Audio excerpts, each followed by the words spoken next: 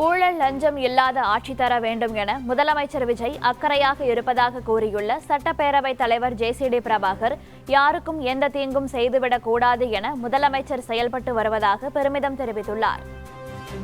அரசியலில் பெருந்தன்மைக்கு சொந்தக்காரர்களாக இருந்த பேரறிஞர் அண்ணா, பெருந்தன்மையின் அடையாளமாக இருந்த புரட்சித் தலைவர் எம்ஜிஆர், இப்போது நான் தளபதி விஜய் அவர்கள் அந்த இடத்தில் வைத்து பார்க்கின்றேன். ஒரு வெளியரங்கமான ஒரு அரசாங்கம், டிரான்ஸ்பரண்ட் கவர்மெண்ட், யாருக்கும் எந்த தீங்கும் செய்துவிடக்கூடாது என்று கவலையில் இருக்கிற ஒரு முதலமைச்சர், யாரையும் பழிவாங்கி விடக்கூடாது என்று அக்கறையோடு செயலாற்ற வேண்டும் என்று பணியாற்றி கொண்டிருக்கிற ஒரு முதலமைச்சர், ஊழல் லஞ்சம் இல்லாதிருக்கிற ஒரு ஆட்சியை தர வேண்டும் என்பதில் முதலமைச்சர் எவ்வளவு அக்கறையாக இருக்கிறார் என்பதையும், அதில் எவ்வளவு சிரமங்கள், எவ்வளவு இழப்புகள் வரும் என்பதை பற்றியெல்லாம் ரொம்ப விளக்கமாக தான் பெற்றிருக்கிற அனுபவத்தை எல்லாம் இங்கே அழகாக விவரமாக இங்கே சொன்னார்கள்.